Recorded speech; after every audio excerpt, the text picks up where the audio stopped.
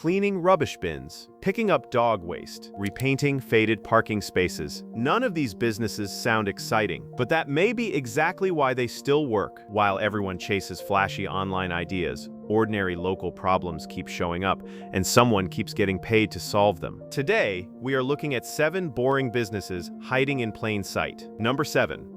Wheelie bin cleaning. Let's start with something most people hate dealing with: dirty wheelie bins. They smell, attract flies, and become especially unpleasant during hot weather. A wheelie bin cleaning business visits homes shortly after rubbish collection, when the bins are empty. The bin is washed, disinfected, and deodorized, and the customer avoids doing the dirty work. The real opportunity comes from building a route.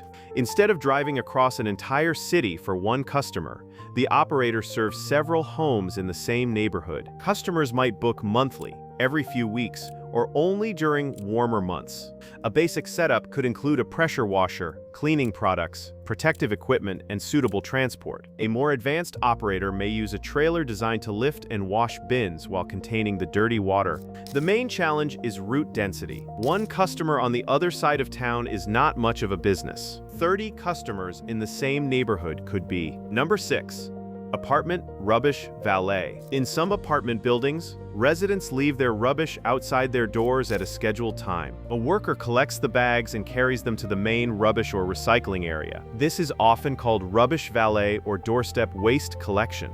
It sounds simple, but for large apartment complexes, it provides convenience for residents and an extra service for property managers. The business usually works through contracts with building owners or managers, rather than selling to each resident separately.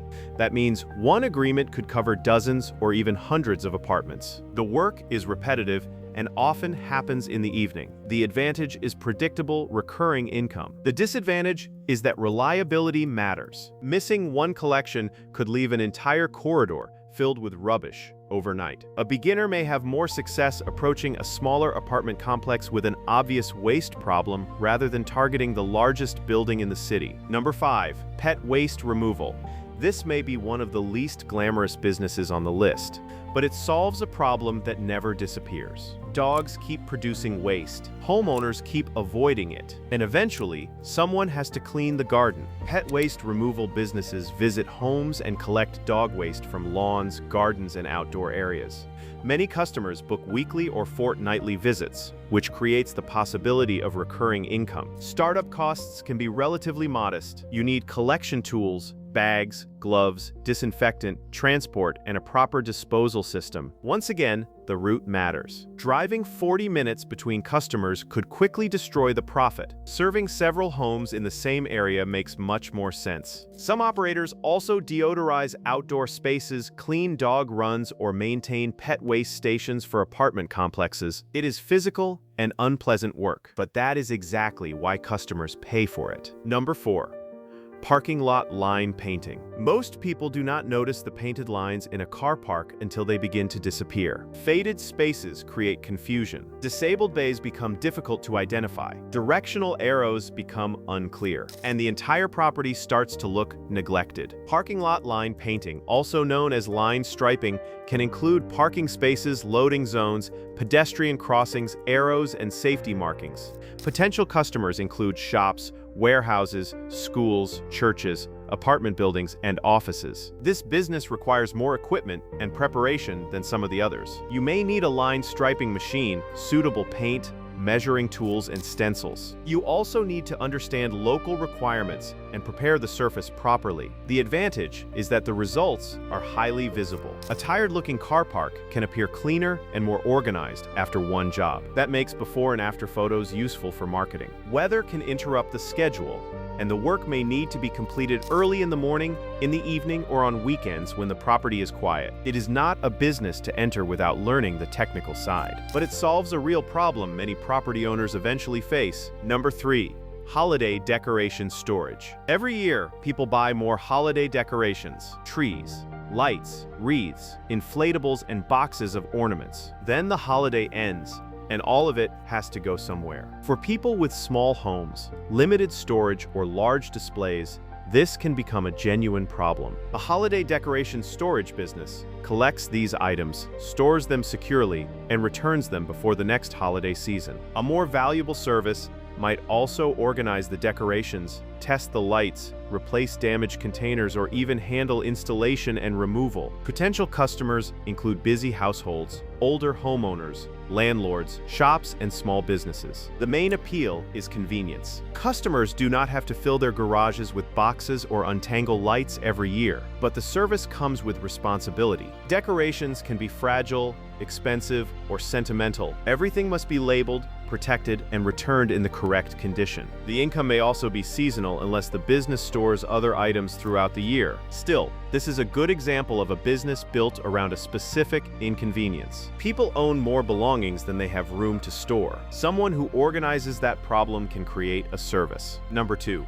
Mobile knife sharpening. A dull knife is annoying at home. In a restaurant, salon, or gardening business, it can slow down the working day. Mobile sharpening businesses travel to customers and sharpen tools on site or collect them for later return. Customers might include restaurants, butchers, hairdressers, dog groomers, gardeners, florists, and households.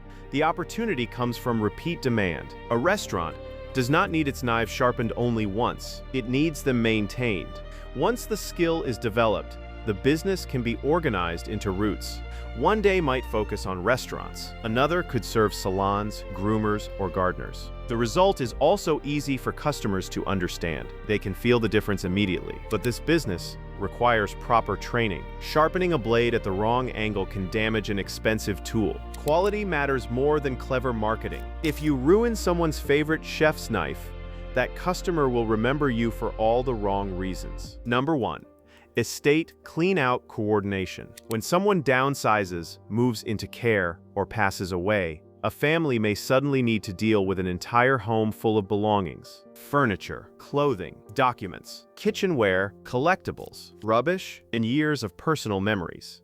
The process can become emotionally and physically overwhelming. An estate clean-out coordinator helps organize everything into clear groups. Keep, sell, donate, recycle, dispose. The coordinator may also arrange rubbish removal, contact charities, organize resale, and schedule cleaners once the property is empty. The value is not simply lifting boxes. It is reducing confusion during a difficult time. Some families live far away from the property. Others do not have the time or emotional energy to manage everything themselves. A beginner could start as a coordinator without owning a large truck or warehouse. The operator builds relationships with removal companies, cleaners, auction houses, charities, and resale specialists. They then manage the project and charge for the organization, labor, or complete service. Trust is essential.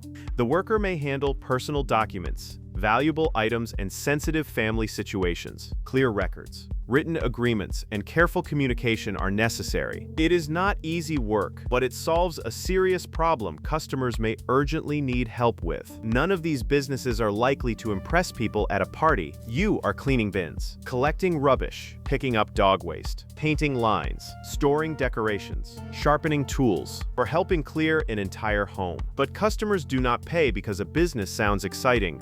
They pay because a problem is inconvenient, unpleasant, time-consuming, or difficult to solve alone. That is what makes boring businesses worth studying. The best opportunity is not always a completely new idea. Sometimes it is a problem everyone can see, but almost nobody wants to handle. Start small. Test demand before buying expensive equipment. Learn the local rules, and focus on building a compact group of repeat customers rather than chasing jobs scattered across an entire city. So, which of these boring businesses would you actually consider testing? And what ordinary service in your area do people complain about, but nobody seems to offer? Subscribe, leave your answer in the comments.